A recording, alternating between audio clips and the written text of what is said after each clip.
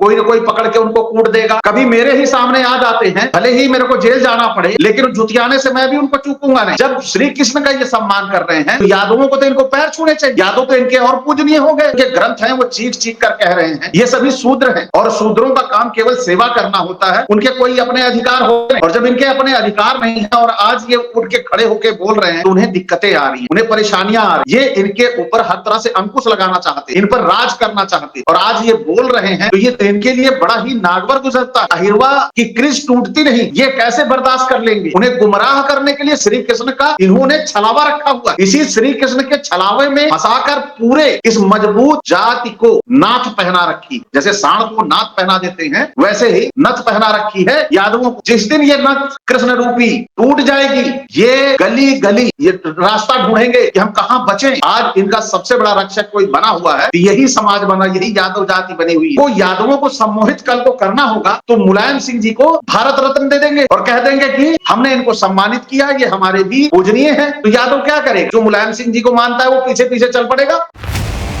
और वो देखने के बाद लगा कि जो भारतीय संत जो ग्रंथों में दिखाए गए हैं और लोगों के साथ कैसे व्यवहार करना चाहिए, आज लगा कि जैसे संत नहीं, ये पाकिस्तान के टेररिस्ट बैठे हुए हैं हमारे देश में, जो अपने ही देश के लोगों के बारे में ऐसा बोल दे रहे हैं जो कि इनको नहीं बोलना चाहिए। कहीं ना कहीं आज मुलायम सिंह यादव जी की जो लोगों में छवि है, जो लोग उनको मानते हैं, राजू दास का केवल एक छोटा सा दायरा है, एक मंदिर के आसपास का दायरा है, उतने ही लोग उसे मानते हैं और उस दायरे को वो तोड़कर पूरी दुनिया में अपना नाम करना चाहता है। तो ये प्रचलन बनता जा रहा है संतों का कि किस तरह से हम किसी अच्छे छवि वाले व्यक्ति को उल्टा सीधा बोल दें और अपनी आसानी से सस्ती लोकप्रियता हासिल कर लें। लेकिन ये लोकप्रियता हासिल नहीं होगी उन्हें, इससे समाज के बीच में उनके प्रति विद्वेष के भाव पैदा होंगे।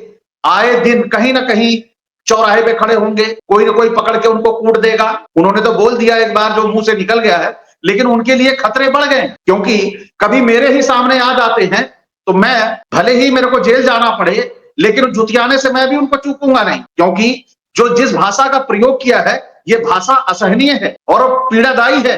क्योंकि आज हमारे समाज में जो एक प्रतिमान स्थापित है माननीय मुलायम सिंह जी, जबकि मैं समाजवादी पार्टी से जुड़ा नहीं हूं, मैं ना समाजवादी पार्टी का कार्यकर्ता हूं, लेकिन कहीं ना कहीं एक जुड़ाव है, जो सामाजिक सम्मान है उनका हमारे समाज में। क्योंकि भले ही विचारों के मतभेद हों, लेकिन हम सभी हैं तो एक ही समाज के अंग, और जब अंग हैं तो हमारा ये दायित्व तो नहीं बनता है कि हम किसी का अपमान करते रहें, किसी को बुरा भला करते रहें। अगर आपको पॉपुलैरिटी हासिल करनी है, प्रसिद्धि हासिल करनी है, तो आप अपने और भी झूठे प्रपंच है, प्रोपोगेंडा है, उनको लेके निकलिए।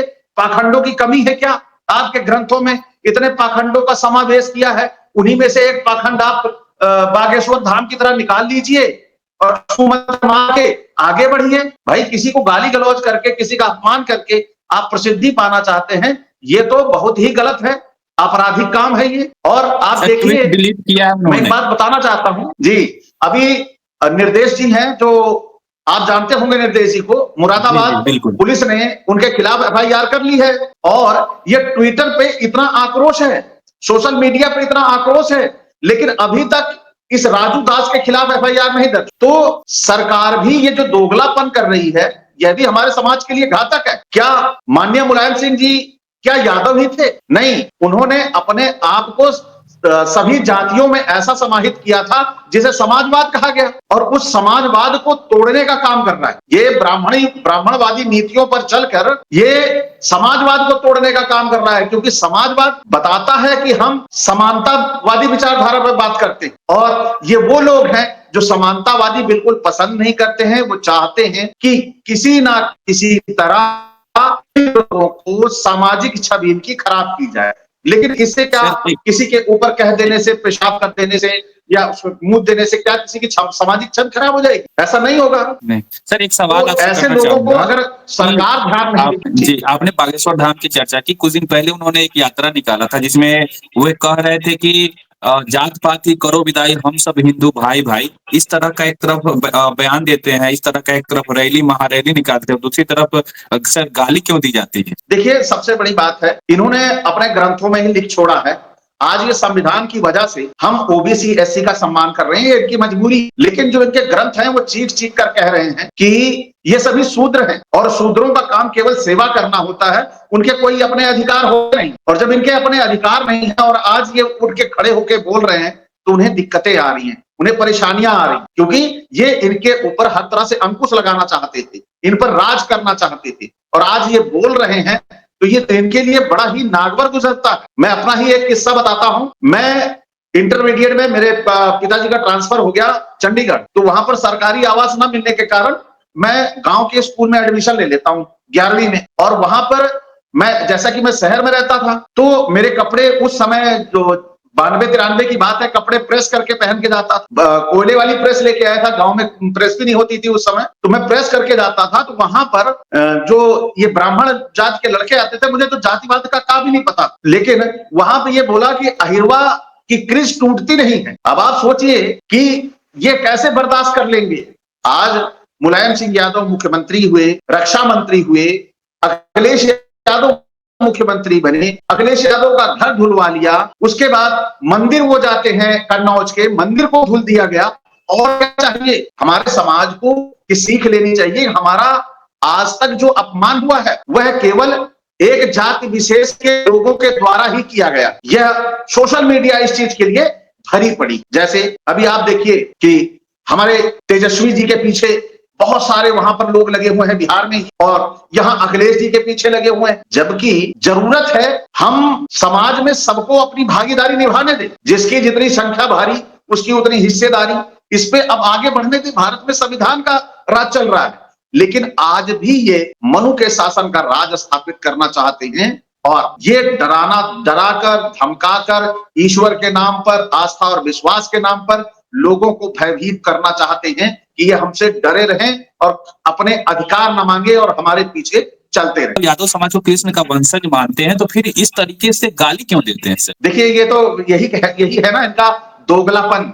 देखिए, कृष्ण को ये अपनी भाषा में कल यादवों को गुमराह करने के लिए बोलते हैं, और जहां इनका समूह होता है वो उन्हें ठाकुर जी कहते हैं, उनको वो अलग जोड़ते हैं, यादवों से नहीं जोड़ते। लेकिन अब तो इनका सारा का सारा प्रोपोगंडा खुला हुआ है। अब पुस्तकें सभी पढ़ रहे हैं, इसके लिए मैं भी वीडियो बना चुका हूं। तो इनका ये दोगलापन है वो हमारे समाज में आता है। उन्हें गुमराह करने के लिए श्री कृष्ण का इन्होंने छलावा रखा हुआ है। इसी श्री कृष्ण के छलावे में फंसाकर पूरे इस मजबूत जाति को नाथ पहना रखी। जैसे सांड को नाथ पहना देते हैं, वैसे ही नथ पहना रखी है यादवों को। जिस दिन ये नथ कृष्ण रूपी टूट जाएगी, ये गली गली ढूंढते ना मिले, ये रास्ता ढूंढेंगे कि हम कहां बचें। क्योंकि आज इनका सबसे बड़ा रक्षक कोई बना हुआ है तो यही समाज बना, यही यादव जाति बनी हुई है। लेकिन मैं ये कहता हूं वो समय दूर नहीं है। अभी लखनऊ में ही रूढ़ियों परंपराओं को तोड़ते ही एक यादव परिवार ने, जो कि उन्होंने पीछे अपने माताजी का श्रद्धांजलि कार्यक्रम किया था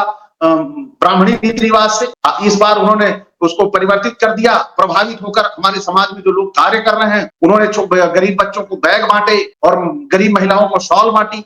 तो अब वो परिपाटी खत्म हो रही है। अब लोग इनके छलावे को भी समझ रहे हैं। उनको यादवों को सम्मोहित कल को करना होगा तो मुलायम सिंह जी को भारत रत्न दे देंगे और कह देंगे कि हमने इनको सम्मानित किया, ये हमारे भी पूजनीय है। तो यादव क्या करेगा? जो मुलायम सिंह जी को मानता है वो पीछे पीछे चल पड़ेगा। वैसे ही हो सकता है इन्होंने श्री कृष्ण के भी साथ किया हो, ऐसे ही यादव पीछे पीछे चला है। लेकिन जब श्री कृष्ण का ये सम्मान कर रहे हैं तो यादवों को तो इनको पैर छूने चाहिए। यादव तो इनके और पूजनीय हो गए। लेकिन ये वो लोग हैं जो अपनी पूजा करवाना जानते। जैसे राम मंदिर के अंदर आपको पता होगा कि ब्राह्मण सभी राम के पैर छूते हैं, है ना, छूते हैं ना। लेकिन वही ब्राह्मण, वही क्षत्रिय वहां पे जाके क्षत्रिय के पैर छू रहे हैं, और वही ब्राह्मण जब बाहर निकल के आता है पूरे क्षत्रिय समुदाय से अपने पैर छुआता है। तो ये बात कहीं समझ में आती है? वहां राम के पैर छू रहा है और यहाँ पूरे क्षत्रियों से पैर छुआ रहा है। तो इन सातिनों से हमें बचना होगा।